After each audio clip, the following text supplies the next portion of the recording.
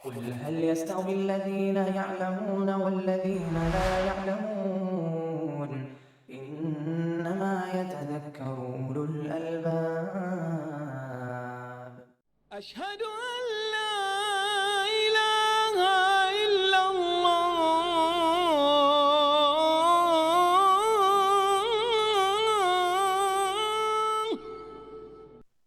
الحمد لله رب العالمين، وصلى الله وسلم وبارك على عبده ورسوله محمد وعلى آله وأصحابه ومن دعا بدعوته واتبع هديه إلى يوم الدين، أما بعد. وباب جامع، یہ ایک جامع باب ہے، کسی خاص مسئلے سے متعلق نہیں ہے، مختلف مسائل اس باب کے تحت ذکر کیے گئے ہیں، اس لیے اس کا کوئی خاص نام نہیں ہے۔ باب جامع، ایک جامع باب، اس میں مختلف حدیث لے کر آئے ہیں۔ پہلی حدیث جو اس باب کے تحت ہے اس کے راوی ہیں ابو قتادہ انصاری رضی اللہ عنہ، جن کا نام تھا حارث بن ربعی الانصاری۔ اس حدیث کا جو پہلی حدیث ہے، اس کا تعلق ہے تحیۃ المسجد سے۔ عن ابی قتادہ الانصاری رضی اللہ تعالی عنہ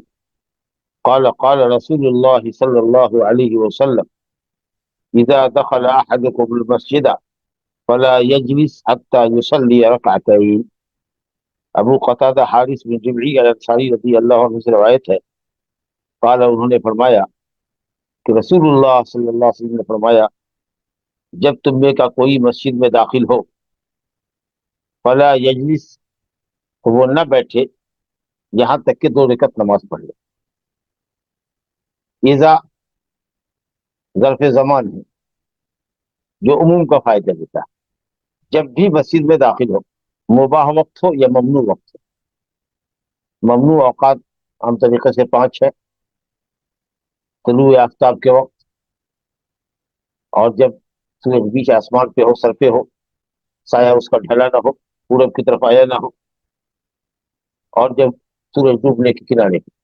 اور 2 وقت اور ہے: عصر کی فرض نماز کے بعد کوئی نماز نہیں یہاں تک کہ سورج ڈوبے، اور فجر کی نماز کے بعد کوئی نماز نہیں ہے یہاں تک کہ سورج طلوع ہو جائے اور اس کی لالی ختم ہو جائے، ایک نیزے کے برابر بلند ہو جائے۔ یہ 5 اوقات ہے، ممنوع ہے۔ ان کے اندر بھی اگر کوئی شخص مسجد میں داخل ہوتا ہے تو ایزا کلمہ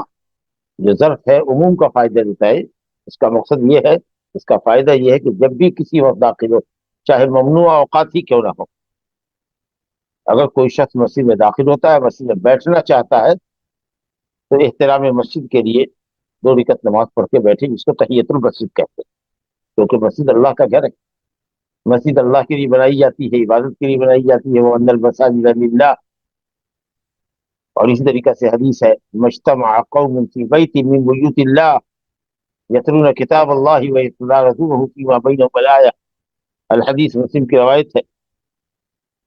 کہ جب بھی کوئی قوم اللہ کے گھروں میں سے کسی گھر میں بیٹھی، یعنی مسجد، گویا مسجد زمین پر اللہ کے گھر ہے، تو جب بھی تم میں کا کوئی کسی بھی وقت، عام ہے ایسا،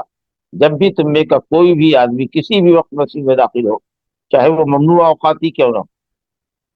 تو نہ بیٹھے جب تک کہ وہ 2 رکعت نماز نہ پڑھ لے۔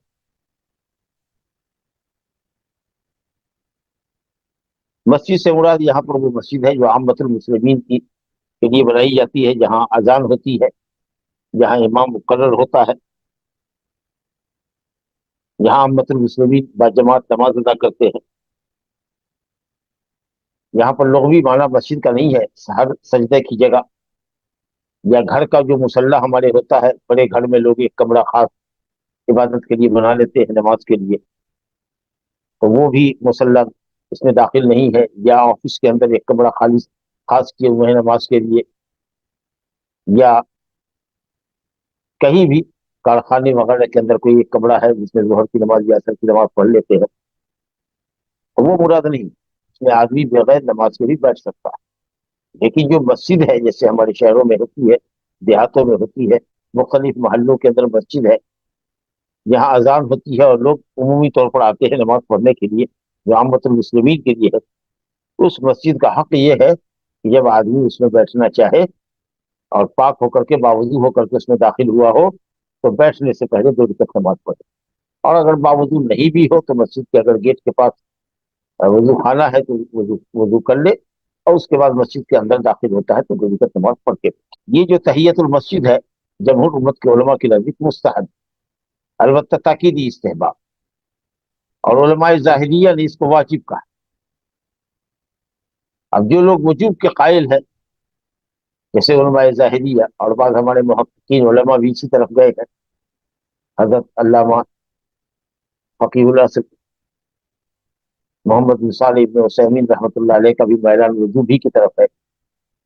وہ کہتے ہیں کہ نبی صلی اللہ علیہ وسلم خطبہ دے رہے تھے، ایک شخص آیا سلیک الغطفانی، اور وہ بیٹھ گئے مگر نماز پڑھیں گے، تو آپ نے پوچھا اصل نہیں نماز پڑھی 2 رکعت یعنی تحیت المسجد؟ قال لا، قال لا، قال قم پڑھ کا رکعتین وتجوز فیہما، اٹھو اٹھو 2 رکعت نماز پڑھو اور مختصر پڑھو۔ تو خطبہ جس کا سننا واجب ہے، نبی صلی اللہ علیہ وسلم نے اس واجب کو ترک کرنے اور 2 رکعت نماز پڑھنے کا حکم دیا ہے، لیکن جو نماز پڑھے گا وہ نماز کی طرف ملتفت ہوگا، متوجہ ہوگا، اس کا پورا اٹینشن پوری توجہ نماز کی طرف ہوگی، لگے خطبہ سننے کی طرف۔ تو واجب کو آپ نے ترک کرایا، ظاہر ہے کہ ایک واجب کے لیے۔ اور جو لوگ کہتے ہیں کہ صاحب یہ سنت ہے، تو وہ کہتے ہیں کہ وہ جو نجدی ایک صحابی آئے تھے دیہات سے، جنہوں نے اسلام کے متعلق پوچھا تھا، تو نبی صلی اللہ علیہ وسلم نے کہا کہ 5 صلوات فرضہن اللہ فی اليوم واللیل، 5 وقت کی نمازی اللہ نے رات دن میں فرض کی۔ اس شخص نے کہا حل علی غیرہن، کیا اس کے علاوہ بھی کوئی نماز ہمارے اوپر ہے؟ آپ نے کہا قال لا الا ان تطوع، کوئی نماز فرض نہیں ہے سوائے اس کے کہ تم نفل پڑھی۔ گویا کہ 5 وقت کی فرض نماز کے علاوہ تمام نمازوں کو نبی صلی اللہ علیہ وسلم نے نفل قرار دیا، یعنی زائد از فرض، فرض سے زائد۔ جو لوگ کہتے ہیں کہ واجب ہے تحیت المسجد، وہ کہتے ہیں بھی فرض نماز ہے، وہ تو آلریڈی 5 وقت کی فرض نماز ہے، وہ مستقل ہے، چاہے مسجد میں آئیے کہ مسجد سے باہر نماز پڑھنے کی نوبت آ جائے، مجبوری میں اگر جماعت نہیں کر سکتے وہ تو آپ کو پڑھنا ہی پڑنا ہے۔ یہ نماز جو تحیت المسجد ہے یا صلاۃ الکسوف وغیرہ ہے، یہ سب اسباب کی نماز ہے، جب مسجد میں داخل ہوں گے تو پڑھیں، یا جب گہن لگے گا تو پڑھیں گے، اسی لیے اس حدیث سے اس کا کوئی ٹکراؤ۔ باقی رہا کہ رسول اللہ صلی اللہ علیہ وسلم جمعہ کے دن گھر سے نکلتے تھے اور سیدھے ممبر پر آ کے بیٹھتے تھے، تو یا تو جب امام کو اس سے مستثنا کیا جائے خطیب کو، یا یہ کہا جائے کہ خطبہ نماز کے تابع ہے، یا یہ کہا جائے کہ لوگ انتظار میں ہوتے تھے نبی صلی اللہ علیہ وسلم کی آمد کا اور خطبہ سننے کے لیے وہ تیار رہتے تھے، اسی نبی صلی اللہ علیہ وسلم نماز میں مشغول ہونا نہیں چاہتے تھے تاکہ خطبے پر چڑھے اور لوگوں کی جو تشنگی ہے یا لوگوں کی جو خواہش ہے اور انتظار ہے خطبہ سننے کا اس کو ختم کرے۔ تو اس طریقہ سے دونوں طرف سے بحث ہے، لیکن اگر ہم اس کو مستحب اور سنت کہتے ہیں تو یقیناً خطبے کے وقت میں نبی صلی اللہ علیہ وسلم کا اس شخص کو، بیٹھنے والے شخص کو کھڑا کرنا اور نماز پڑھنے کی ہدایت دینا، یہ تاکید استحباب کی دلیل ہے کہ یہ سنت موقت سنت ہے، مستحب موقت ہے۔ تو 2 رکعت نماز پڑھنے کا آپ نے حکم فرمایا، لیکن جو فقہا کا اختلاف ہے کہ اوقات ممنوعہ میں یہ نماز پڑھی جا سکتی ہے کہ نہیں پڑھی جا سکتی ہے، تو حنفیہ اور مالکیہ کہتے ہیں کہ نہیں پڑھی جا سکتی، کیونکہ کوئی کراہت والی روایت حدیث ہے کہ نبی صلی اللہ علیہ وسلم نے کہا لا صلاۃ بعد العصر حتی تغرب الشمس ولا صلاۃ بعد الفجر حتی تطلع الشمس، عصر کے بعد غروب آفتاب تک کوئی نماز نہیں، فجر کے بعد طلوع آفتاب تک کوئی نماز نہیں۔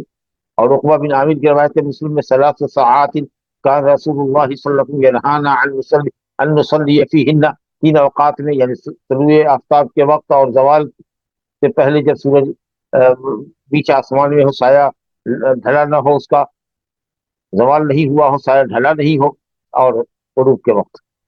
نبی صلی اللہ علیہ وسلم نماز پڑھنے سے ہم لوگوں کو منع کیا یا منع فرمایا کرتے تھے، اس لیے وہ کہتے ہیں کہ ممنوع اوقات میں نماز نہیں، جبکہ شوافی حنابلہ اہل الحدیث کہتے ہیں کہ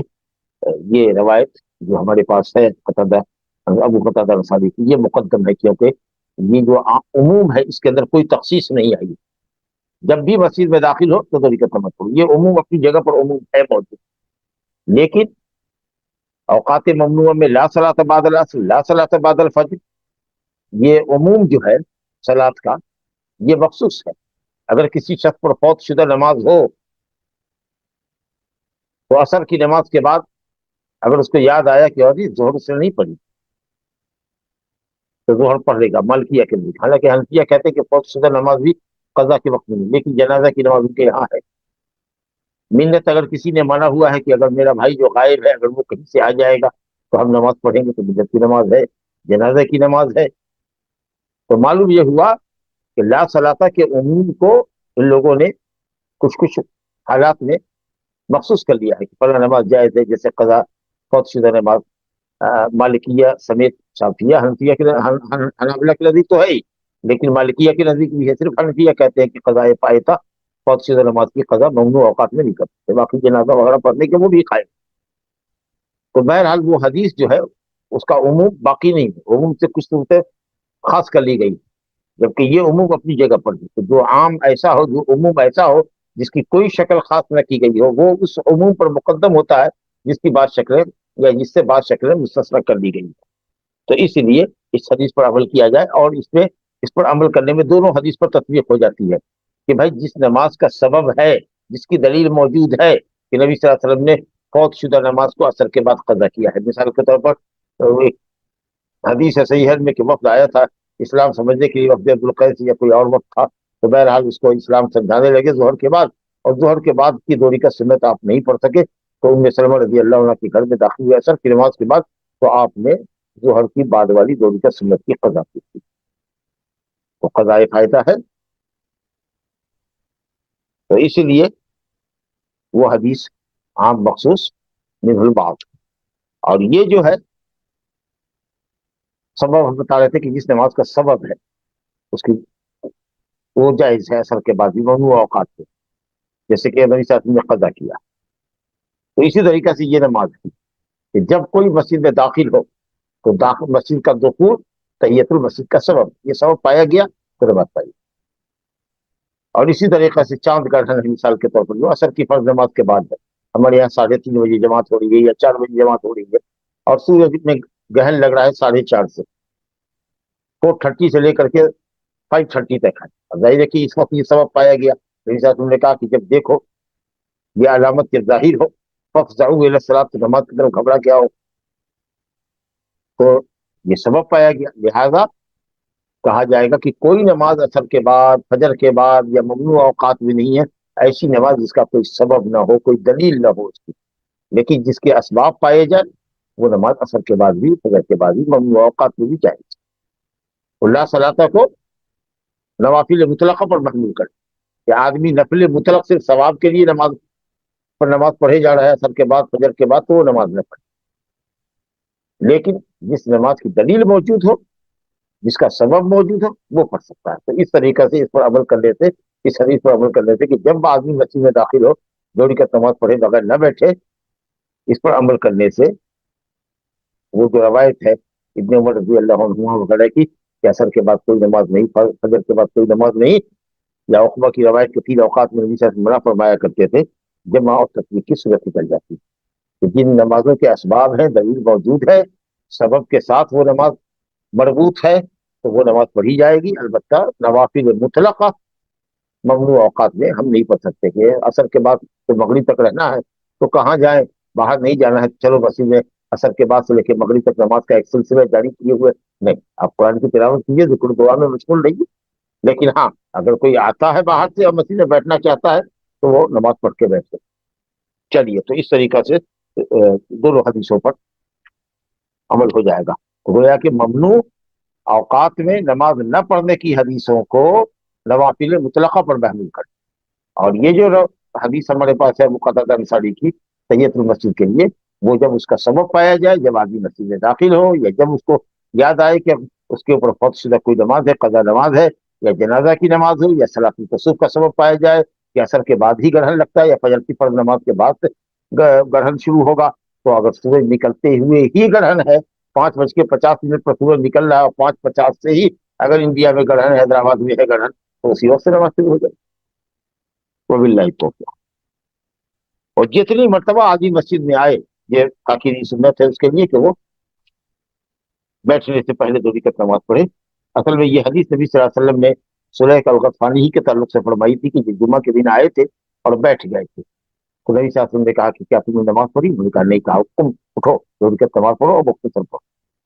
اور جو لوگ اس کے قائل نہیں ہے خطبے کے وقت میں تحیت المسجد کے یا ممنوع اوقات میں، وہ کہتے ہیں کہ اسپیشل واقعہ تھا، اس شخص کے لیے وہ غریب تھا، مفلس آدمی تھا، تو آپ نے چاہا کہ وہ نماز پڑھے اور لوگ اس کی غربت پر ترس کھائیں اور اس کو صدقہ کریں۔ بابا اگر یہی وجہ تھی تو پھر نبی صلی اللہ علیہ وسلم نے عمومی حکم کیوں فرمایا، اذا دخل احدکم، جب تم میں کا کوئی داخل، اس کو تو کہا ہی پڑھنے کے لیے،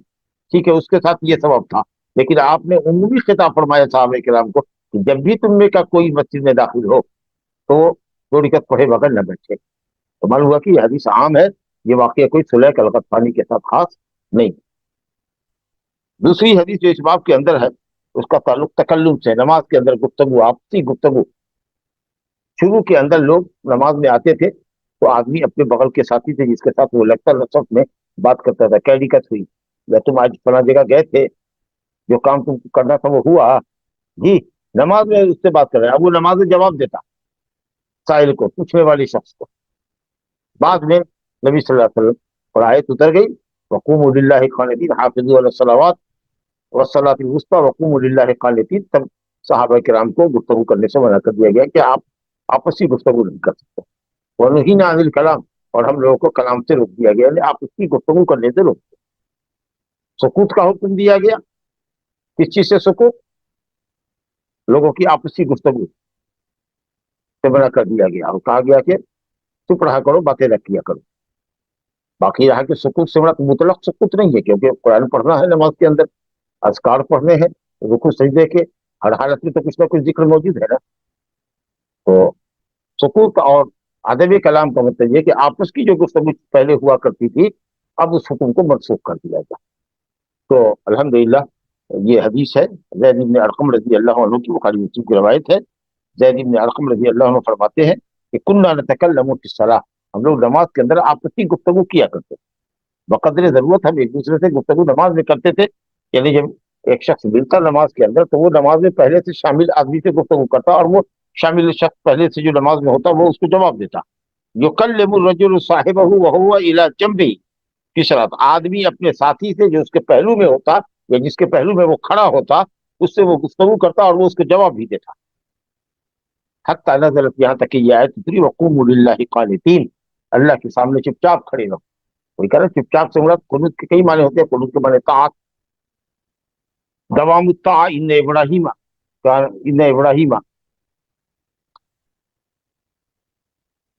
کان حنیفا قانتا للہ، ان ابراہیم کان امتا قانتا، ان ابراہیم کان امتا قانتا للہ، دوام الطاعت۔ قنوت کے معنی لمبا قیام بھی ہوتا ہے، امن هو قانت آناء اللیل، لمبا قیام کو بھی کہتے ہیں۔ قنوت کے معنی دعا بھی ہے، قنوت کے معنی خشوع خضوع بھی ہے، خضوع کے بھی ہے، اور قنوت کے معنی خاموشی بھی ہے، یہاں پر خاموشی مراد۔ قوموا للہ قانتین، اللہ کے سامنے چپ چاپ کھڑے رہو، یعنی آپس کی گفتگو مت کرو، ورنہ نماز کے اندر تو مشغولیت ہے، یہ قرآن کی تلاوت ہے، ذکر و اذکار ہے، جیسا کہ میں نے کہا۔ تو آپ صلی اللہ علیہ وسلم نے منع فرمایا یہ شاید کے بعد۔ وَأُمِرْنَا بِالسُّكُوتِ، صحابی کہتے ہیں زید بن ارقم کہ ہم لوگوں کو سکوت کا حکم دیا گیا اور ہم نے کلام سے روک دیا گیا، یعنی آپس کی گفتگو نہ کرو اور ایک دوسرے کی باتیں نہ سنو نہ جواب دو۔ تو گویا جو پہلے گفتگو کی شکل تھی اس کو شریعت نے منسوخ کر دیا۔ تو شریعت میں نص کا قانون ہے اور تمام تر شریعتوں کے اندر یہ قانون رہا ہے، اور یہ ایسا نہیں ہے کہ نعوذ باللہ جیسا لوگ کہتے ہیں کہ اگر شریعت میں قانون نص کو مانیں گے تو یہ سمجھ میں آئے گا کہ پہلے اللہ رب العالمین کو معلوم نہیں تھا اور بعد میں کوئی نیا قانون معلوم ہوا، یہ مسئلہ نکل بالکل غلط ہے۔ تو اللہ تعالیٰ کے ساتھ درجہ تو یہ عقیدت گمراہ فرقوں کا بھی نہیں ہے۔ اس میں در حقیقت منسوخیت کے اندر، احکام کے اندر، مسائل کے اندر جو منسوخیت ہوتی ہے اس طرح حکم کے اندر، یہ در حقیقت اللہ تعالیٰ کی رحمت اور مہربانی ہے اور بندوں پر اس کا احسان ہے، بندوں کی مصلحت کے پیش نظر ہے۔ ظاہر ہے کہ شروع اسلام اور آخری اسلام میں معاملات میں فرق ہوتے ہیں۔ شروع اسلام میں دو رکعت نماز پڑھتی، سوائے مغرب کے، بعد میں ظہر، عصر، عشاء میں 4 رکعت کر دی تھی۔ اسی طریقے سے شروع میں شراب حلال تھی، پھر بعد میں اس کو نماز کے اوقات میں حرام کیا گیا۔ پہلے یہ کہا گیا کہ اس میں نفع بھی ہے، نقصان بھی ہے، نقصان کا پہلو زیادہ ہے۔ پھر نمازوں کے اوقات میں کہا گیا کہ اس میں نماز نہ پڑھو تو لوگ عشاء کے بعد تو لوگ شراب پیتے تھے، فجر تک ان کا نشہ اتر جاتا تھا۔ اس کے بعد حکم فائنل آیا کہ نماز حرام ہے، مطلق حرام ہے۔ تو اس طریقے سے مصلحت پر مبنی شریعت ہے۔ اللہ رب العالمین اپنے بندوں کی مصلحتوں کو خوب جانتا ہے۔ تو جب جو حکم مناسب بندوں کے لیے تھا رب العالمین نے اس کو مطلوب کیا، اور بعد میں پھر مصلحت اس کی متقاضی نہیں رہی تو اس کو منسوخ کیا۔ تو گویا کہ گفتگو کرنا نماز میں اگر کوئی شخص جان بوجھ کر کے گفتگو کرتا ہے اور وہ عالم ہے، اس بات کیا جانکار ہے کہ گفتگو کرنا نماز میں حرام ہے، تو اس کی نماز باطل ہوئی۔ لیکن اگر کسی نے جہالت کی بنیاد پر گفتگو کی، جیسے ایک صحابی ہے معاویہ بن حکم السلمی، یہ آئے مسجد کے اندر، کسی شخص نے چھینکا تو انہوں نے کہا یرحمک اللہ، الحمدللہ کہنے کے تک تو معاملہ ٹھیک ہے کیونکہ یہ کلام نہیں، الحمدللہ اللہ تبارک تعالیٰ کی تمام تعریف ہے، اس میں خطاب نہیں ہے۔ لیکن جب جواب دینے والے نے انہوں نے جواب دے دیا یرحمک اللہ، نماز میں شامل تھے، تو لوگوں نے گرم آنکھوں سے دیکھا ان کو، ترچھی نظر سے، اس کے بعد انہوں نے گفتگو لمبی کر دی، کیا بات ہے تمہاری مائیں مرے، تک یہ کلام تھا، کیوں مجھ کو گرم آنکھوں سے دیکھ رہے ہو؟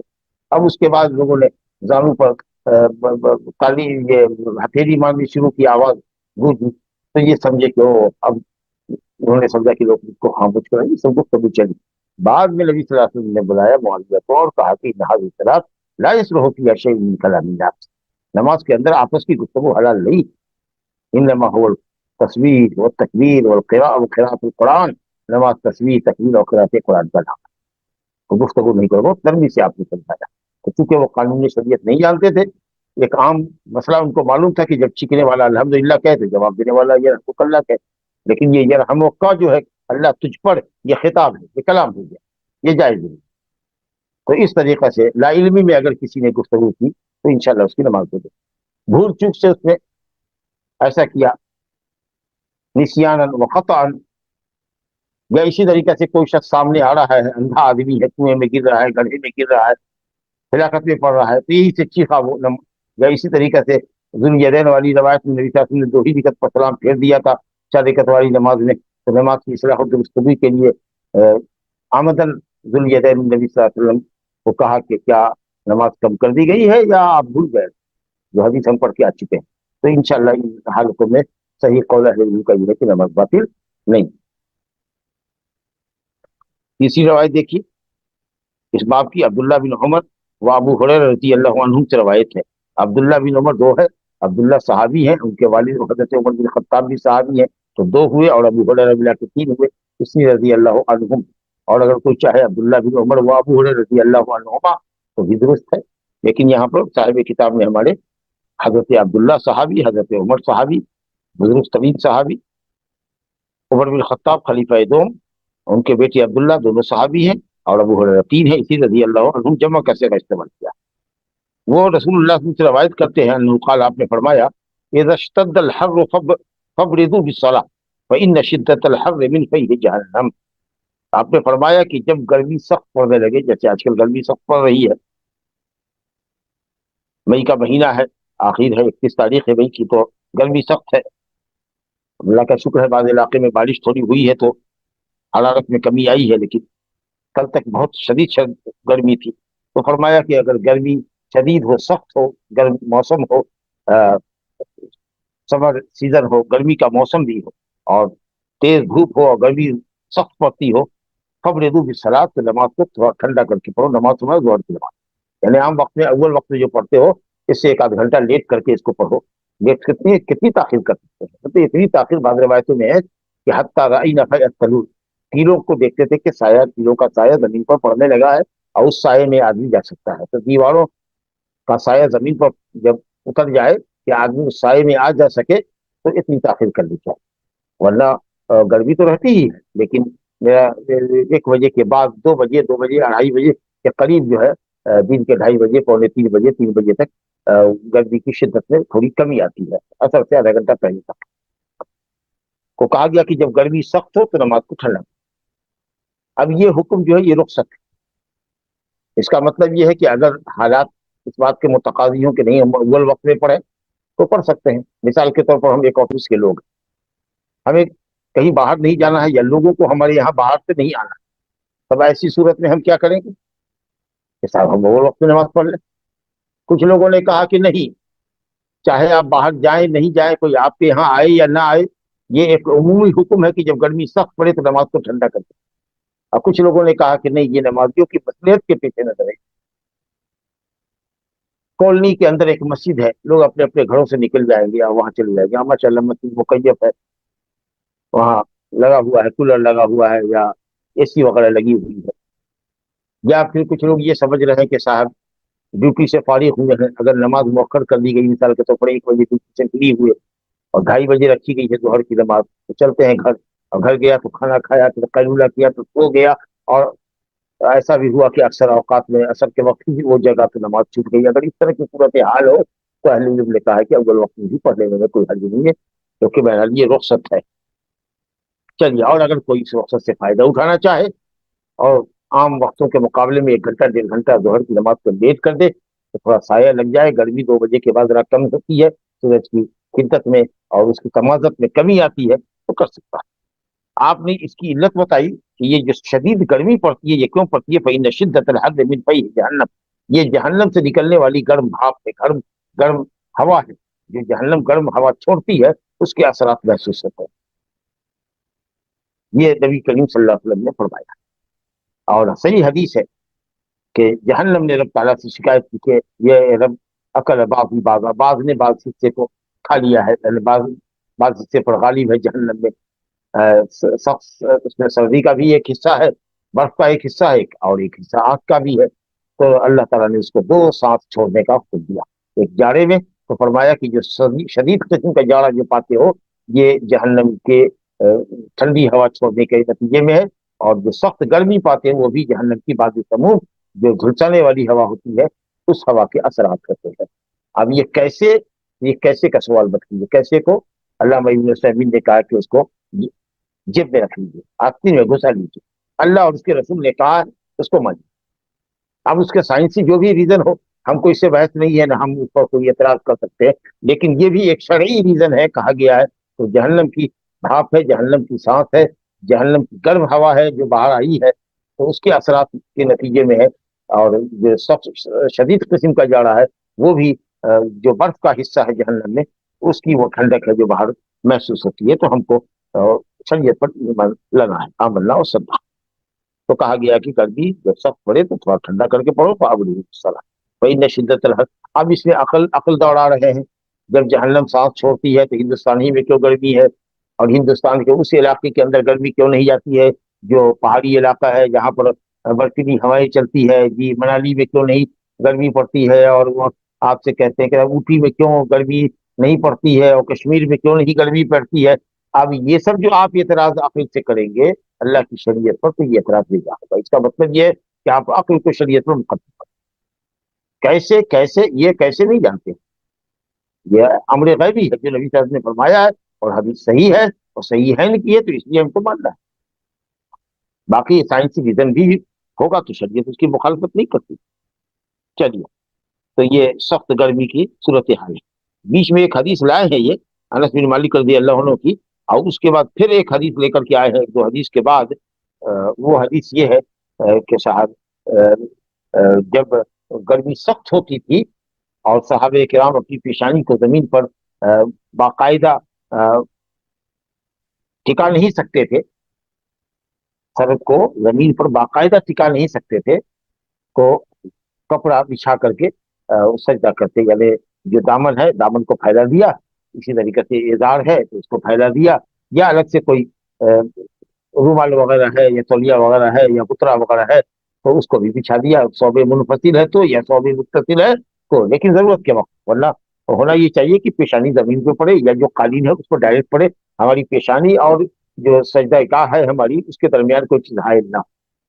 اسی لیے کہا جاتا ہے تکیہ رکھ کے یا کوئی اور چیز رکھ کر کے آدمی کو سجدہ نہیں کرنا چاہیے. اگر وہ سجدہ کرنے پر قادر ہے تو سجدہ کرے، اور نہیں تو پھر اشارے سے سجدہ کرے، گردن جھکا کر کے کرے بس. لیکن یہ کہ صاحب کوئی اونچی چیز رکھ دو، بھائی ٹیبل رکھ دو تاکہ ہم ٹیبل پر سجدہ کریں، بیٹھے ہیں وہ کرسی پر اور آگے کے ٹیبل پر سجدہ کرے، یہ شکل جائز نہیں. تو وہ حدیث بعد میں آئے گی، لیکن ہم نے اس کو اس لیے یہاں پر ذکر کر دیا کہ اگر آپ یہ کہیے گا کہ جب گرمی سخت پڑے تو نبی صلی اللہ علیہ وسلم نے کہا ہے ظہر کی نماز کو ٹھنڈا کر کے پڑھو، تو پھر صحابہ کرام کیوں پیشانی زمین پر نہیں ٹکا سکتے تھے؟ تو آپ یہ کہیں کہ صاحب الحمدللہ حدیث میں کوئی تعارض نہیں ہے. عبرات کے بعد بھی، یعنی 2 بجے 2:30 بجے کے بعد بھی زمین تپتی ہوتی ہے. اللہ اکبر، زمین تپتی ہوتی ہے. جہاں قالین بچھی ہوتی ہے وہ تو ٹھیک ہے، ابھی مغرب کے وقت میں بھی اگر جائیے اور گرمی کی شدت کی وجہ سے اگر آدمی صحن میں نماز پڑھتا ہے بغیر چٹائی کے تو زمین اتنی تپی ہوتی ہے کہ ہاتھ اور پیشانی ناک جلتی ہے. تازہ جلتے، تو گرمی کے زمانے میں دیر تک زمین گرم ہوتی ہے۔ اور نبی صلی اللہ علیہ وسلم کی بستی میں تو ویسے ہی چھاونی تھی، کھجور کی چھال وغیرہ تھی، تو سورج کی شعاع پڑتی تھی ریت کے اوپر، جو کنکری اور ریت اور بالو جو زمین پہ ڈالی گئی تھی مسجد کے اندر، تو وہ ایک دم گرم ہو جاتی تھی۔ بعض صحابہ کرام مٹھی میں لے لیتے تھے کنکری کو، اور قیام میں اور رکوع میں مٹھی بند رکھتے تھے، اور سجدے میں اس کو سجدے کا پر پھیلا دیا، تو عبادات کے باوجود بھی وہ زمین گرم رہتی، کیونکہ وہ تو ٹھنڈی ہوتے ہوتے کافی ٹائم لگتا، تو اس لیے کوئی تعارض نہیں حدیث کے اندر۔ لیکن بہرحال پیشانی کو زمین پر ٹکانا، یہ نہیں کہ صاحب ذرا سا ہلکا سا لگایا اور اٹھا لیا، نہیں، آپ کو ٹکانا پڑے گا اس کو، کم سے کم ایک مرتبہ سبحان ربی الاعلیٰ کہنے کی حد تک پیشانی اور ناک کو ٹکانا، اور نہیں اگر پہلے سے احساس رکھ کے گرم ہے تو آپ اپنا دامن پھیلا لیجئے، لنگی ہے، اظہار ہے، اس کو پھیلا کر کے اس پر سجدہ کر لیجئے، سوب کے حصے پر سجدہ کر لیجئے جی، یا اگر یہ ٹوپی وغیرہ ہے تو اس کو آگے کر لیا، اس کے اوپر سجدہ کر لیا جی، ضرورت ہے، ورنہ کوئی چیز پیشانی اور سجدے گاہ کے درمیان حائل نہیں ہونی چاہیے۔ خیر چلیے، تو وہ حدیث بھی ہم یہاں لے آئے ہیں، اور جب اس مقام پر ہم آئیں گے تو پھر اشارہ کر دیں گے۔ یہ جو حدیث ابھی اس وقت ترتیب میں چوتھی نمبر کی حدیث ہمارے سامنے انس بن مالک رضی اللہ عنہ کی ہے۔ رسول اللہ صلی اللہ علیہ وسلم نے فرمایا من نسی صلاۃ فلیصلیھا اذا ذکر لا کفارۃ لها الا ذلك واقم الصلاۃ لذکر، ولمسلم من نسی صلاۃ او نام عنها فکفارتها ان یصلیھا اذا ذکر۔ انس بن مالک رضی اللہ عنہ فرماتے ہیں کہ رسول اللہ صلی اللہ علیہ وسلم نے فرمایا من نسی صلاۃ، جو نماز بھول جائے، بھولنا کیا ہوتا ہے؟ قلب کو ایک چیز کا علم تھا لیکن وہ بھول گیا، قلب غافل ہو گیا، قلب سے وہ بات نکل گئی، پہلے معلوم تھی لیکن اب وہ بھول گیا، یا نماز کا وقت نہیں تھا پہلے سو گیا، مثال کے طور پر 12:30 بجے دن میں 12:30 پر اذان ہوتی ہے ظہر کی، نیند کا غلبہ تھا، اس کو 11:30 بجے 11:45 بجے وہ سو گیا، اور اتنی گہری نیند میں ہے کہ گھر والیوں نے جگایا بھی تو وہ جگہ نہیں، مثال کے طور پر، یا کسی نے نہیں جگایا، یا الارم اس نے لگایا تھا وہ بھی الارم بج کے ختم ہو گیا لیکن وہ جگہ نہیں، اٹھا کب؟ جبکہ عصر کی اذان ہو چکی تھی تب، تو ظاہر ہے کہ اس کی نماز کا وقت تو فوت ہو گیا، یا عصر بھی چلی گئی اس کے بعد اس کو یاد آیا، اللہ، تو کہا گیا فلیصلیھا اذا ذکر۔ اگر کوئی آدمی نماز بھول جائے کئی دنوں کے بعد بھی یاد آئے، تو جب یاد آئے، یا جب کوئی نماز کو چھوڑ کر کے سو گیا ہو پہلے، نہیں کہ نماز کا وقت ہو گیا ہے اب وہ جان بوجھ کے جا رہا ہے قسم سونے کے لیے، تب تو یہ تو تفریط ہے، یہ تو کوتاہی ہو رہی ہے، پہلے سے وہ سو رہا تھا، اور یہ سمجھ کر کے کہ وہ نماز کے وقت میں جگ جائے گا لیکن جگہ نہیں، تو سونے والا یا بھولنے والا جب بھی سو کر کے جگے، اور بھولنے والے کو جب یاد آ گئی، جو بھی وقت ہو، اب یہ دیکھیے اسی حدیث کی دراست کرتی ہے، جو بھی وقت ہو اسی وقت میں نماز پڑھی، اجازت کرا جب اس کو یاد آئے، چاہے اوقات ممنوعہ ہی کیوں نہ ہو، اس کے لیے کوئی اوقات ممنوعہ نہیں، کیونکہ وہ معذور، کیونکہ وہ سویا ہوا تھا۔ نبی کریم صلی اللہ علیہ وسلم بھی ایک وادی میں سو گئے، 2 مرتبہ ایسا واقعہ ہوا، خیبر سے لوٹتے ہوئے، غزوہ تبوک سے لوٹتے ہوئے، یہاں تک کہ سورج کی شعاع نے جگایا، یا کبھی کسی صحابی کو پہلے جگہ، ایک مرتبہ کہ نبی صلی اللہ علیہ وسلم خود پہلے جگہ، پھر اس کے بعد وضو کیا، اذان ہوئی، اقامت ہوئی، لوگوں نے سنت پڑھا پہلے، پھر فرض نماز پڑھی، جیسے ادا نماز پڑھتے ہیں اس طریقے سے قضا کی، تو اسی وقت ہے، اس وقت یہ انتظار نہیں کرنا ہے کہ ہم سو کے جگہ ہیں تو پھر سورج نکل رہا ہے ذرا پٹیاں ڈوب جائے، یا سورج ڈوب رہا ہے پٹیاں ڈوب جائے، جس وقت یاد آئے اسی وقت پر، لیکن شرط یہی ہے کہ آدمی مقصر نہ ہو، جان بوجھ کر کے کوتاہی کرنے والا۔ اہل علم میں اختلاف ہے کہ اگر جان بوجھ کر کے کوتاہی کی، یہاں تک کہ نماز کا وقت گزر گیا، انتظار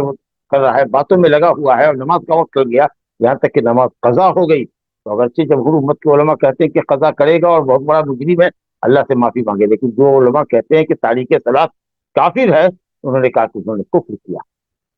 اب کوئی نماز نہیں، قضا نماز نہیں، سونے والے اور بھولنے والے کے لیے ہے کہ جب یاد آئے قضا، آپ تو جان بوجھ کر کے نماز کو آپ نے ٹالا ہے اور قضا کیا ہے، لہذا آپ کے لیے سوائے توبہ نصوح کے سچی اور خالص توبہ کی کوئی اور دوسرا کفارہ، اس سے نماز نہیں پلٹا سکتا۔ حنابلہ کا قول یہی ہے، اور اسی کی طرف شیخ الاسلام ابن تیمیہ اور دوسرے علماء امت کے گئے ہیں، ابن عثیمین اور ابن باز وغیرہ وغیرہ، لیکن جمہور یہ کہتے ہیں کہ وہ جس نے جان بوجھ کر کے ٹالا ہے نماز کو، وہ بہت بڑا مجرم ہے، اللہ تعالیٰ سے سچی توبہ کر لیکن اپنی نماز کی قضا کر۔ بہرحال تو سونے والے کے لیے یا بھولنے والے کے لیے کوئی وقت نہیں ہے، جب یاد آئے یا جب نیند سے بیدار ہو اسی وقت اس نماز کو ادا کر دینا ہی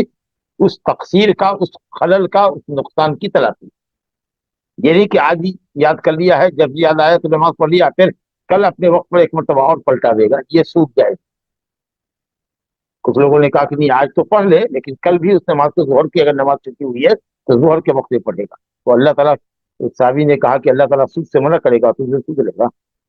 یا خود نبی صلی اللہ علیہ وسلم نے فرمایا، بہرحال مجھے ڈاؤٹ ہو رہا ہے۔ تو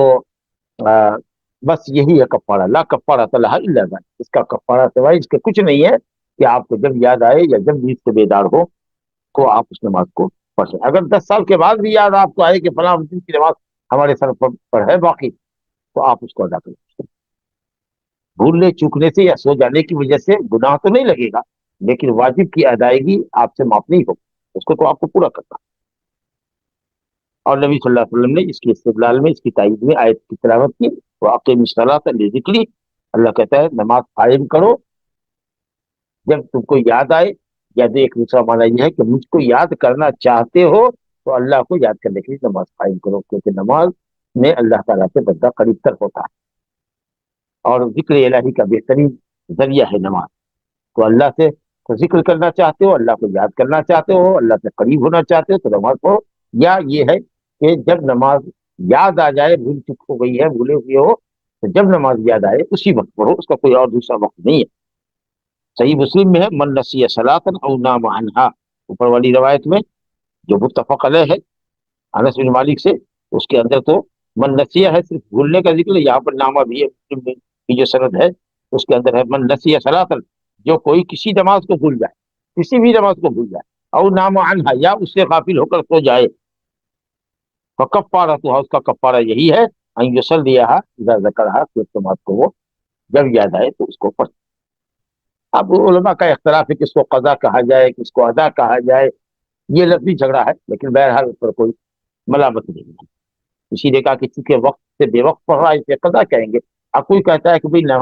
سونے والے کے لیے کوئی وقت ہی نہیں ہے، جب جگے گا تبھی اس کا وقت ہوگا، جب یاد آئے گا تبھی اس کا وقت ہوگا، اس لیے وہ ادا ہی ہے۔ لیکن سب اس بات سے متفق ہے کہ گناہ اس کو نہیں ہوگا، تو اس لیے یہ صرف لفظی اختلاف ہے کہ اس کو ادا کہا جائے کہ قضا۔ آگے دیکھیے روایت ہے، 5ویں حدیث ہے، عن جابر بن عبد اللہ ان معاذ بن جبل الانصاری رضی اللہ عنہ قال يصلي مع رسول الله صلی اللہ علیہ وسلم العشاء الاخرہ ثم يرجع الى قومه فيصلي بهم تلك الصلاة۔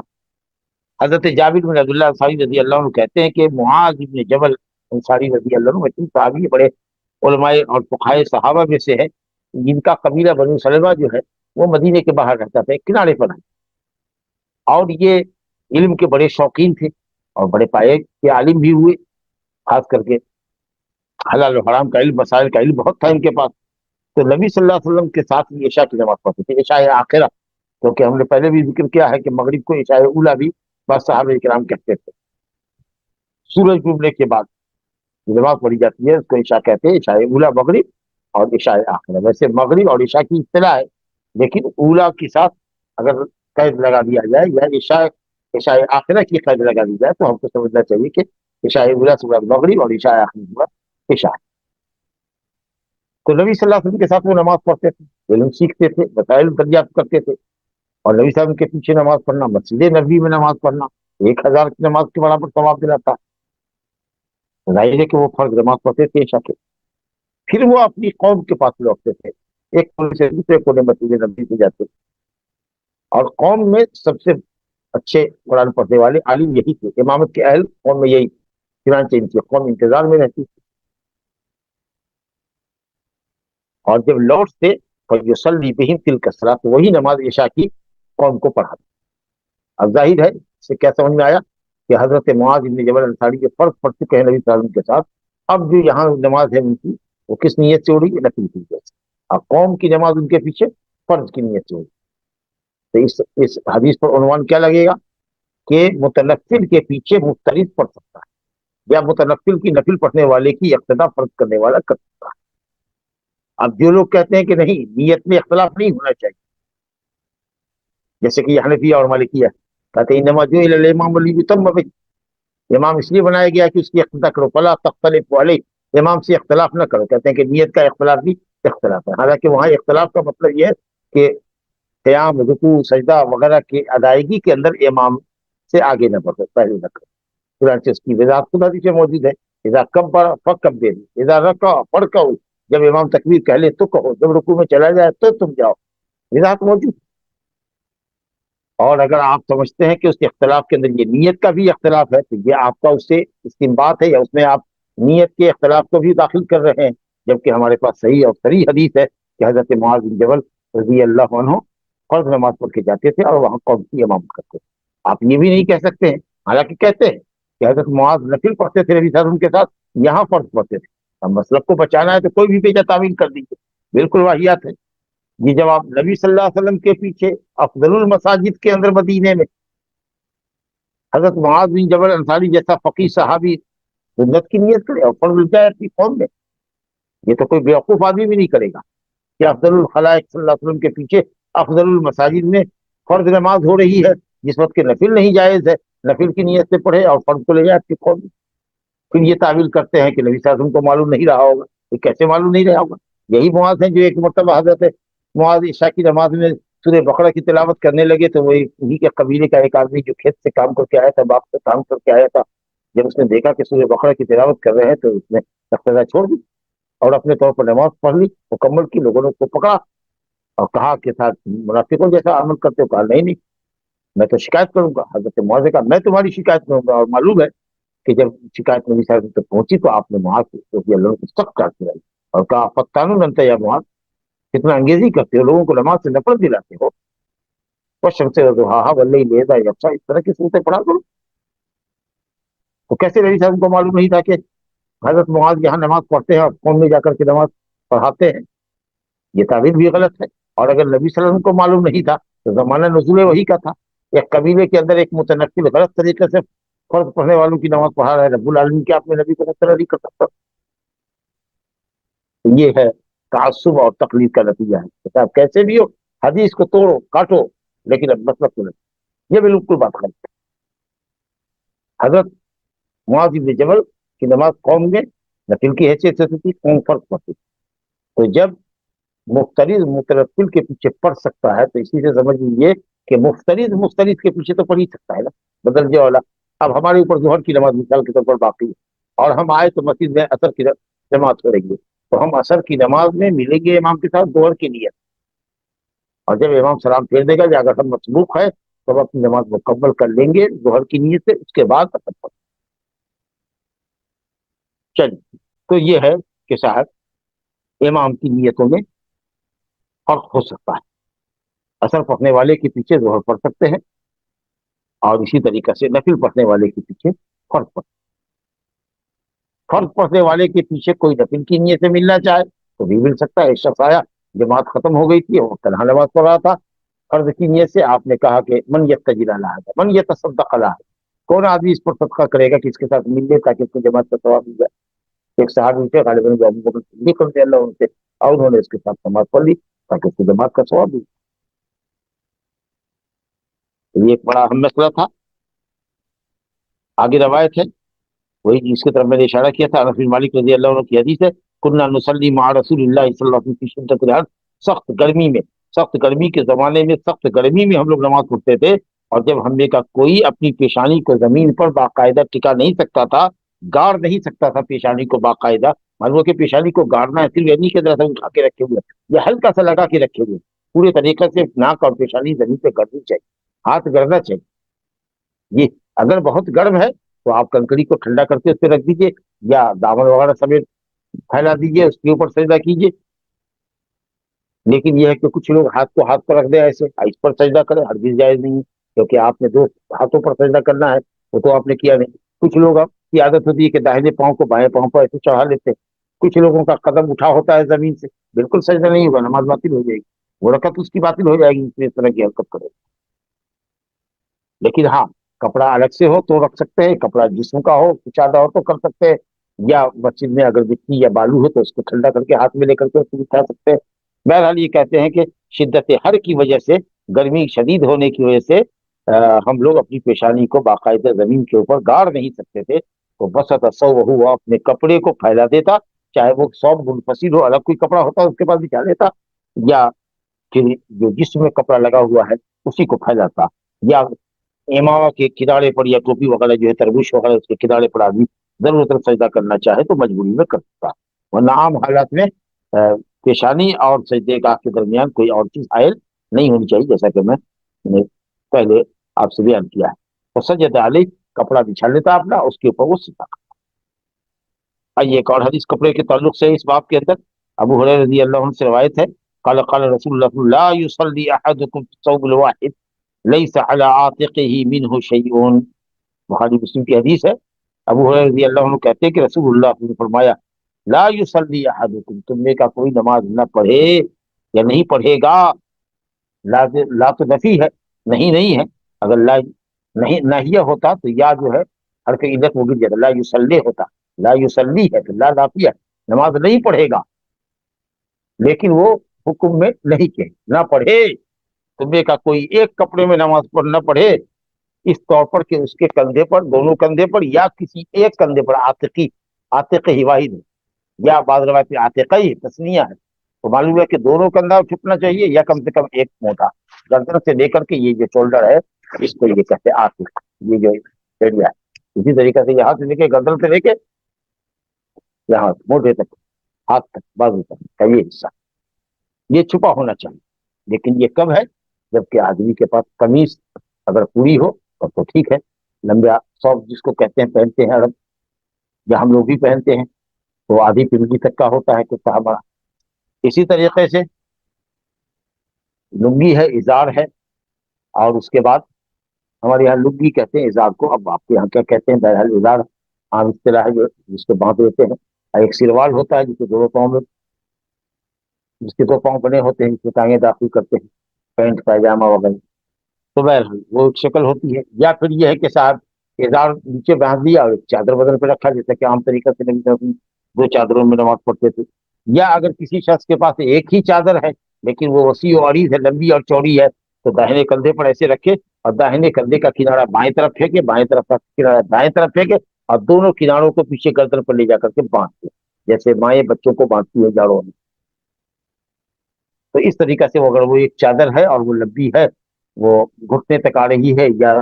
आधे जानू से नीचे आ रही है, तो ये भी शक्ल है कि इस तरीके से मोढे को भी छुपा ले और शर्मगाह जो नीचे है और मुगल्लज़ जो शर्मगाह है उसको छुपा ले। और अगर चादर नहीं है, इतनी बड़ी छोटी चादर है और शर्मगाह के खुलने का डर है, अगर गर्दन के पास से बांधते हैं तो फिर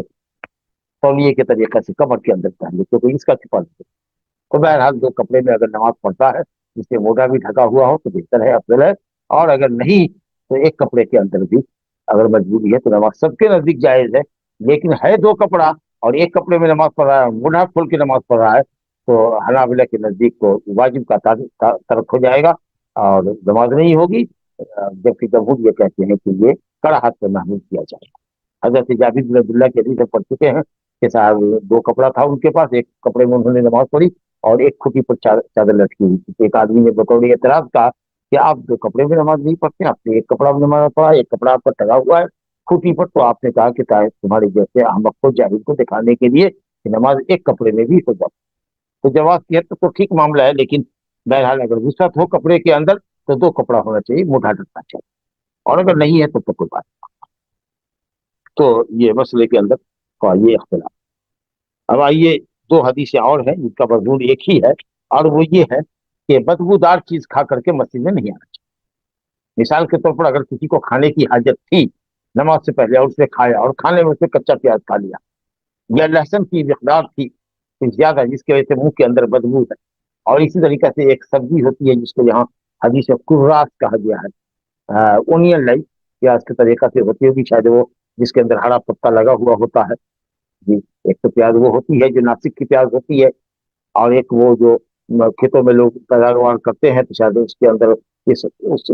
हालत में उसको उखाड़ते हैं जबकि उसके पत्ते लगे होते हैं, या कोई और सब्जी होगी लेकिन बहरहाल बदबूदार सब्जी है। तो अगर इस तरह की चीज खाई है और मुंह से अभी बदबू जाहिर उसकी नहीं हो रही है, मिसवाक वगैरह कर ले, इलायची वगैरह खा ले, अगर इससे मुंह की बदबू जाहिर हो गई तब तो आए जमात में। लेकिन अगर ये सब नहीं हो सका तो फिर वो जमात में नहीं आ सकता, वो तनहा घर में नमाज पढ़े। یہ ترک جماعت کے لیے عذر بن جائے گا، انشاءاللہ گناہ نہیں ہوگا، لیکن اس کو عادت نہ بنائیں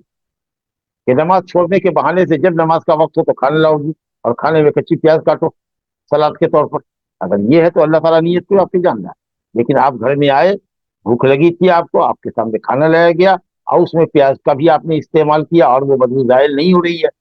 تو چلیے گھر میں آپ نماز پڑھ لیجیے، کیونکہ مسجد میں فرشتے ہوتے ہیں اور ان کو بھی اذیت ہوتی ہے، جیسے کہ دوسری حدیث میں اس کی وجہ بتائی جائے گی کہ الملائکۃ تتعذی مما یتعذی منہ بنو آدم، الملائکۃ تتعذی مما یتعذی منہ بنو آدم،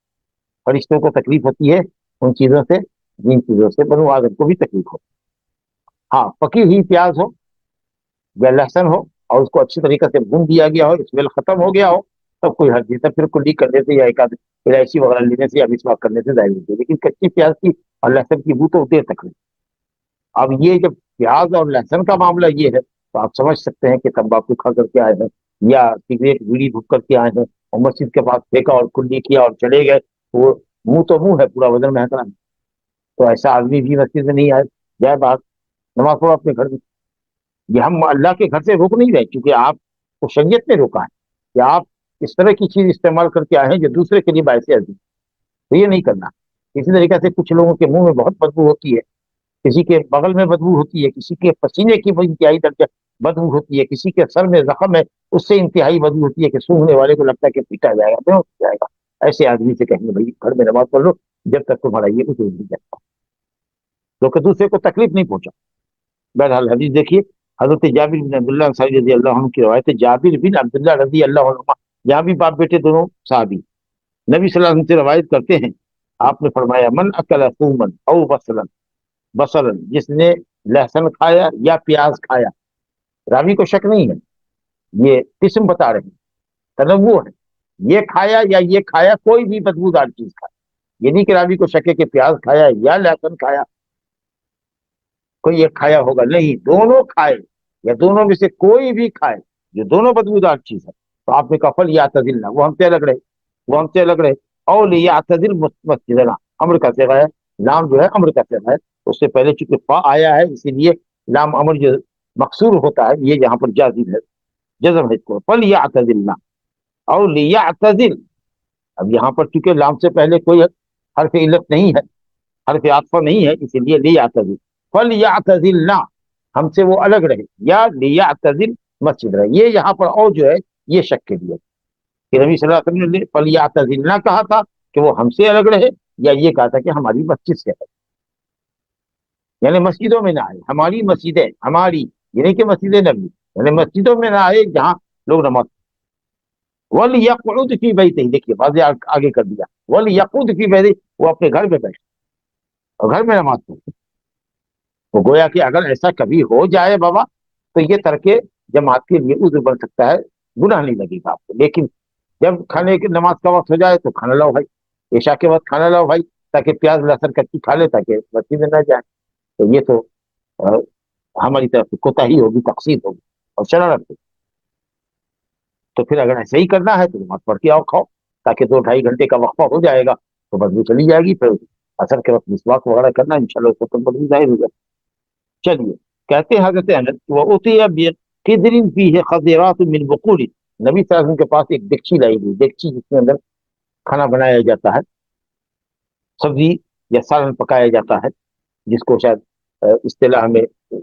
جنوبی ہند میں یا خاص کے حیدرآباد میں بگونا کہتے ہیں، تو اس طرح کی دیگچی لائی گئی جس میں کئی طرح کی سبزیاں تھیں، تو جب آپ نے اس کو سونگا تو اس میں بہت زیادہ اسمیل تھی، وہی کچے پیاز اور لہسن، فوجد لها ريحا، ایک دم واضح طور سے اس میں بو آ رہی تھی لہسن کی، فسأل عنها، تو آپ نے پوچھا کہ کیا سبزی ہے، کیسی سبزی ہے، کیا بتایا گیا کہ اس میں کئی طرح کی سبزیاں ملائی گئی ہیں اور اس کے اندر وہ پیاز لہسن بھی ہے، تو آپ صلی اللہ علیہ وسلم نے کہا کہ قربوها، کھانے والوں کی طرف بڑھا دو، جو دسترخوان پر اور لوگ تھے نبی صلی اللہ علیہ وسلم کے اصحاب، ان کی طرف بڑھا دو، میں نہیں کھاؤں گا، یہ مطلب تھا۔ اب جو دسترخوان پر لوگ تھے انہوں نے دیکھا کہ جب نبی صلی اللہ علیہ وسلم دستکش ہوئے، آپ نے ہاتھ کھینچ لیا اس سے اور اس سبزی سے نہیں کھایا، تو ان لوگوں نے بھی کھانے کو ناپسند کیا،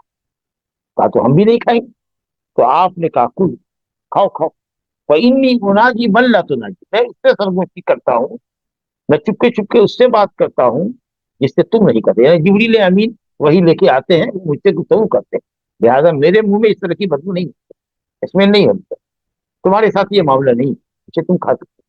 تو نسبتاً پکی ہوئی سالن کے اندر اگر پیاز پکا دیا جائے, اچھی طریقے سے اس کو بھون دیا جائے سالن وغیرہ کے اندر, تب تو اس میں ختم ہو جاتا ہے, نہ کے برابر معمول سے رکھتا. لیکن اگر ہرا ہی پیاز ہے, ابھی زیادہ بھونا نہیں گیا ہے, یا یہ ہے کہ ساتھ سالن بنانے کے بعد اوپر سے کچی پیاز اس میں کاٹ کے ملا دیا گیا ہے, کچھ لہسن کا پیسٹ وغیرہ ڈال دیا گیا ہے, تو اس چیز کو اگر ہم کھاتے ہیں تو بھی ہم نتیجے نہیں آ سکتے. اور نبی صلی اللہ علیہ وسلم تو کھاتے ہی نہیں تھے, بلکہ آپ وہ سالن ہی نہیں کھاتے تھے جس کے اندر پیاز پکایا, پکی ہوئی پیاز بھی ہے, مطلق نہیں کھاتے تھے پیاز. کہتے تھے کہ میں اس سے سرگوشی کرتا ہوں جس سے تم بھی کرو. تو اس طرح کی بدبودار چیزیں کھا کر کے, یا سگریٹ وغیرہ پی کر کے, یا جیسے کہ کہا کہ کسی شخص کے پاس انتہائی حد درجے کی مجھ سے بدبو آ رہی ہو, یا بغل کی بدبو ہو, یا وقت کی بدبو ہو, تو اس کو جب تک یہ عذر ہے مسجد نہیں پہنچے. یہی حدیث ہے, اس باب کی 9ویں حدیث ہے, حضرت جابر سے روایت ہے کہ نبی صلی اللہ علیہ وسلم نے فرمایا, یہ لگتا ہے اسی حدیث کا ایک ٹکڑا ہے جو اوپر آیا ہے, تو یہ حدیث مسلم کی ہے. تو حضرت جابر رضی اللہ عنہ سے حدیث ہے کہ نبی صلی اللہ علیہ وسلم نے فرمایا, من اکل البصل والثوم والقرات, جس نے پیاز کھایا اور لہسن کھایا, اور قرات کہا نا کہ وہی ایک طرح کی سبزی ہے, کوئی اونین ٹائپ کی سبزی ہے کوئی, جس میں اسمیل بہت تیز ہوتی ہے, فلا یقربن مسجدنا, وہ ہماری مسجد کے قریب نہ ہو, یعنی مسجد نہ آئے, جماعت سے نماز نہ پڑھے. کیوں؟ علت بتائی گئی اس حدیث میں, فإن الملائکۃ تتعظى مما يتعظى منه الانسان, کیونکہ فرشتوں کو بھی اذیت ہوتی ہے, اور فرشتے جگہ مسجد ہے تو فرشتوں کو اذیت ہوتی ہے, مما يتعظى منه الانسان, جس سے انسان کو بھی اذیت ہوتی ہے. یا ایک روایت میں بنو آدم کو اذیت ہوتی ہے, اس سے فرشتوں کو بھی اذیت. تو یہ وجہ بتائی گئی کہ پیاز اور لہسن کھا کر کے مسجد نہ آنے کی جو حکمت ہے اور علت ہے وہ یہ. اور الحمدللہ اسی کے ساتھ یہ باب ختم ہوا جو جامع باب کے عنوان سے ہمارے سامنے تھا. اب انشاءاللہ آگے باب التشہد ہے, تشہد کا بیان, اسی پر ہم دیکھتے ہیں, اور ہمارا وقت بھی تقریباً ہو چکا. هذا بالله التوفیق, صلی اللہ علیہ نبینا محمد وآلہ وصحبہ اجمعین. جزاک اللہ خیر شیخ. انشاءاللہ ہم کچھ سوال لیں گے شیخ. سے گزارش ہے کہ اپنے سوال موضوع کے حد تک ہی رکھیں. سوال یہ ہے, میں محلے کا چندہ جمع کرنے کے لیے مسجد میں جاتا ہوں, تو کیا 2 رکعت نماز پڑھنا ہوگا؟ جی, ہر کسی کے لیے یہ حکم ہے کہ اگر مسجد میں بیٹھ رہا ہے تو اس کو نماز پڑھنا ہے, سنت موقدہ ہے. لیکن اگر نماز ہو رہی ہے, نماز میں جا کے مل گیا تو پھر ہو گیا. نماز پڑھ کے بیٹھنا ہے. اگر فرض نماز ہو رہی ہے, فرض نماز قائم ہے, اس میں جا کے آپ مل لیے تو ہو گیا, تحیۃ المسجد اس میں ادا ہو. یا آپ نے ظہر کی دوری کا سنت پڑھنی ہے, ظہر کی سنت کی نیت سے آپ نے پڑھا تو وہ تحیۃ المسجد آپ کی ہوگی. لیکن اگر آپ بیٹھنا ہے آپ کو, تو آپ کو نماز پڑھ کے بیٹھنا ہے, یہی مستحب, یہ تاکیدی سنت. جی شیخ.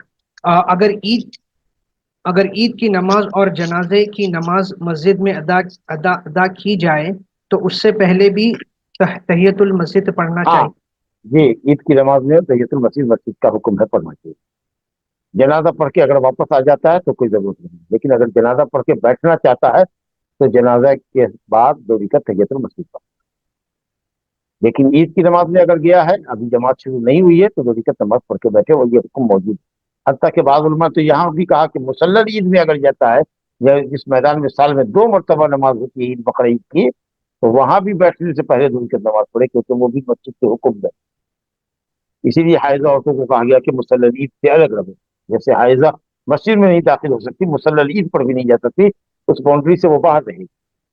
لیکن راجح قول جمہور کا یہ ہے کہ مسلل عید کا حکم من کل الوجوہ مسجد کا نہیں ہے, اس لیے وہاں بھی اگر تحیۃ المسجد سے بیٹھے. نبی صلی اللہ علیہ وسلم عید سے پہلے کوئی نماز نہیں پڑھا کرتے تھے, جبکہ آپ مسلح عید پہ جاتے. یہ ثابت نہیں ہے کہ وہاں آپ نے تحیۃ المسجد پڑھا ہو یا صحابہ نے پڑھا. حسب علم, میرے علم کی حد تک آپ نے فرمایا کہ عید سے پہلے کوئی نماز نہیں, عید کے بعد کوئی نماز. لیکن ہاں, جب عید کے بعد گھر جائے تو روایت ہے جمعہ وغیرہ کی کہ 2 رکعت نماز پڑھا کر. لیکن اگر عید کی نماز بوجہ مجبوری اگر شہر میں یا دیہات میں مسجد میں پڑھی جا رہی ہے, تو سنت یہ ہے کہ 2 رکعت تحیۃ المسجد پڑھ کے آدمی بیٹھے, پھر عید کی نماز میں شامل. جی شیخ. اگر 5ویں رکعت کے لیے کھڑے ہو گئے ہو اور نماز میں ہی یاد آ گیا کہ 5ویں رکعت ہے, تو رکعت پوری کریں گے یا واپس بیٹھ جائیں گے؟ اسی وقت بیٹھ جائے، اسی وقت بیٹھ جائیں گے، اسی وقت جیسے ہی یاد آئے امام کو یا منفرد کو اسی وقت وہ بیٹھ جائے، تمادی نہیں کرے، پوری نماز مکمل نہیں کرے، ورنہ اب جو مکمل کرے گا تو نماز اس کی باطل ہو جائے گی، جہاں ہو وہی بیٹھ جائے، اور اس کے بعد تیار ضرور پڑھ کر کے دعا پڑھ کے سلام پھیرے دونوں طرف، پھر دو سجدہ سہو کا کرے، پھر دائیں بائیں۔ جی شیخ، سوال آگے کافی ہے، اگر آپ کی اجازت ہے تو آگے ہاں انشاءاللہ لے گے، کل چونکہ ڈسٹرب ہو گئے تھے ہم، تو اس لیے 5 منٹ اور لیں جی، جزاک اللہ خیر شیخ۔ گے۔ شیخ آپ نے کہا کہ جابر رضی اللہ عنہ وہ پہلے نفل نہیں پڑھے نبی صلی اللہ علیہ وسلم کے پیچھے، بلکہ فرض پڑھے کیونکہ وہ جائز نہیں ہے، تو جائز کیوں نہیں ہے اس کے بارے میں وضاحت فرمائیے۔ نہیں سمجھا کیا ہے صاحب، جاوید نے کیسے نماز نہیں پڑھی؟ جابر رضی اللہ عنہ وہ پہلے نفل نماز پڑھے نبی صلی اللہ علیہ وسلم کے پیچھے، بلکہ نہیں فرض۔ نہیں نہیں، جی جی جابر نہیں، جابر کی روایت ہے کہ معاذ بن جبل انصاری رضی اللہ عنہ نے عشاء کی نماز پڑھی تھی نبی صلی اللہ علیہ وسلم کے پیچھے فرض، ظاہر ہے کہ نماز ہو رہی ہے عشاء کی تو مقتدی نفل پر کی نیت کرے گا، اور وہی مسجد نبوی میں نبی صلی اللہ علیہ وسلم کے پیچھے، تو فرض وہاں انہوں نے پڑھا تھا، اور قوم میں جب گئے تو انہوں نے عشاء کی نماز پڑھائی، تو وہاں جو انہوں نے عشاء کی نماز پڑھائی تو اس میں آپ کی حیثیت معاذ کی حیثیت متنفل کی، یعنی نفل کی نیت سے پڑھی، اور قوم کی فرض کی نیت تھی، تو امام اور مقتدی کی نیتوں میں اگر اختلاف ہو فرض اور سنت کے اعتبار سے، یا ظہر اور عصر کی نیت کے اعتبار سے، تو اس سے کوئی نماز پر فرق نہیں پڑتا۔ جی شیخ، جس جگہ عصر کی اذان بہت لیٹ سے ہوتی ہے تو کیا ہم ٹائم دیکھ کر بنا اذان سنے نماز پڑھ سکتے ہیں؟ ہاں، وقت نماز اگر ہو گیا ہے تو پڑھ لیں، اور پھر جماعت کی مسجد سے آپ کا گزر ہو تو نفل کی نیت سے اس میں شامل ہو۔ لیکن جو لوگ کہتے ہیں کہ عصر کے بعد کوئی نماز نہیں ہے، وہ کہیں کہ نہیں مل رہا، لیکن حدیث اور یہاں بھی عام ہے کہ جب تم نے کا کوئی نماز پڑھ لے، نبی صلی اللہ علیہ وسلم نے فجر کی نماز پڑھی، اور فجر کی نماز پڑھنے کے بعد ایک شخص کو دیکھا، دو شخص کو کہ وہ کھڑا ہے، تو آپ نے کہا کہ کیوں ما منع کا ان تصلی معنا، کیوں نہیں پھر پڑھا ہمارے ساتھ؟ تو کہا کہ یا رسول اللہ صلی فی رحالنا، ہم نے اپنے خیمے میں پڑھ لیا۔ آپ نے کہا جب تم نے کہا کوئی اپنے خیمے میں پڑھ لے، یہ سمجھ کے کہ نماز ہو گئی ہوگی، اور پھر جماعت کی مسجد سے گزرے اور نماز ہو رہی ہو، تو اس میں نفل کی نیت سے تکل لہو نام، یہ تو فجر کی نماز میں آپ نے کہا، تو معلوم ہوا کہ اثر فجر کی نماز کے بعد بھی اگر تنہا نماز کسی نے پڑھ لیا ہے کسی مجبوری سے، یا سمجھ کر کے کہ جماعت ہو گئی ہوگی اور وہ جماعت کی مسجد سے اس کا گزر ہو، تو وہ اگر چاہے تو جماعت کی نیت پانے، جماعت کا ثواب پانے کے لیے نفل کی نیت سے بھی سکتا ہے۔ جی شیخ، کیا سفر میں مسجد میں داخل ہو تو تحیت المسجد جی پڑھیں؟ جی جی جی جی جی، دو رکعت بھی اگر قصر کرتے ہیں یا سنت نہیں پڑھتے ہیں، لیکن یہ نماز مطلب یہ مسجد کے داخلے کی نماز ہے، تو یہ پڑھ سکتے ہیں، جیسے تہجد پڑھ سکتے ہیں، جیسے صلاۃ الضحیٰ مسافر پڑھ سکتا ہے۔ جی شیخ، جب کوئی فجر کے وقت سو جائے اور سن رائز کے ٹائم پر نیند سے بیدار ہو تو 10-15 منٹ ویٹ کریں یا؟ بالکل نہیں، یہ تو پہلے ہی درس میں بات آ چکی ہے کہ جس وقت جگہ اسی وقت پہلا کام یہ کرے کہ جا کر کے استنجے کی حاجت ہے تو استنجا کرے، وضو کر کے نماز پڑھے، پہلے دوری کا سنت پڑھے پھر فرض پڑھے، اور اس میں جہری قیاس کرے، یہ افضل ہے،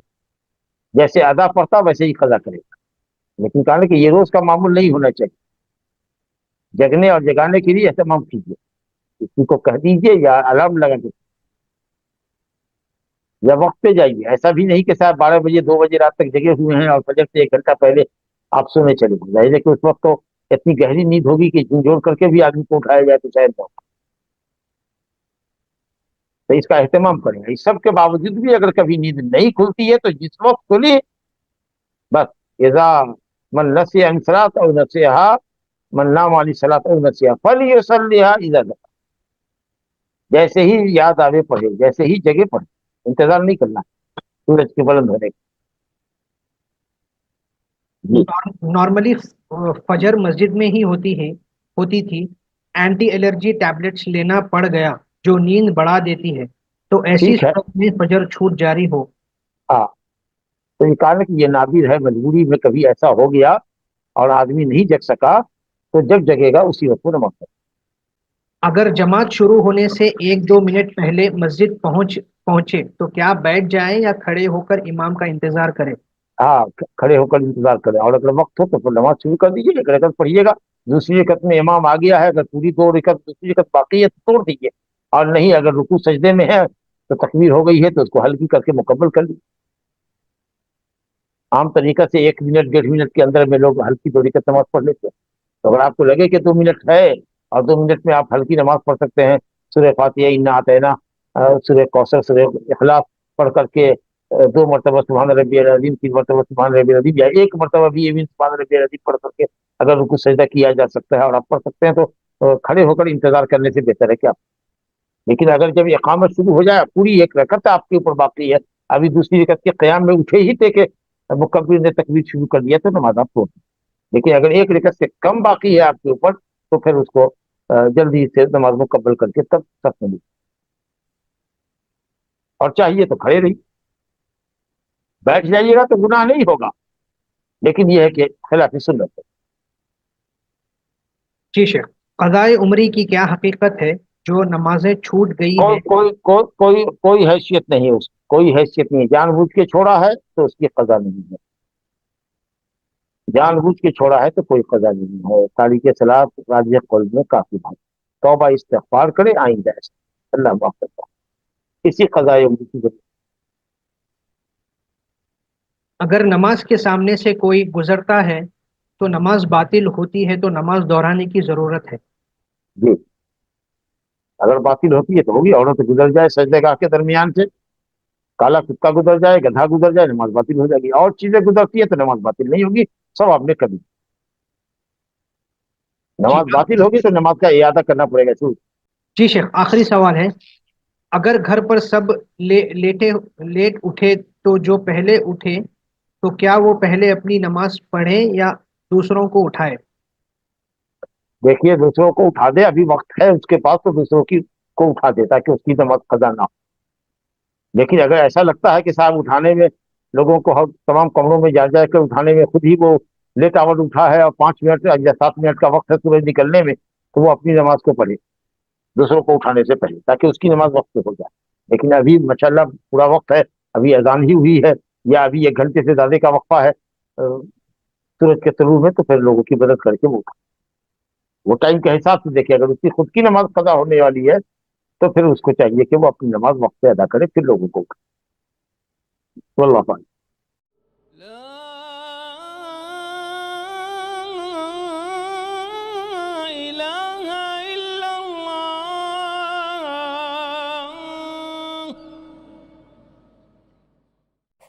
قل هل يستوي الذين يعلمون والذين لا يعلمون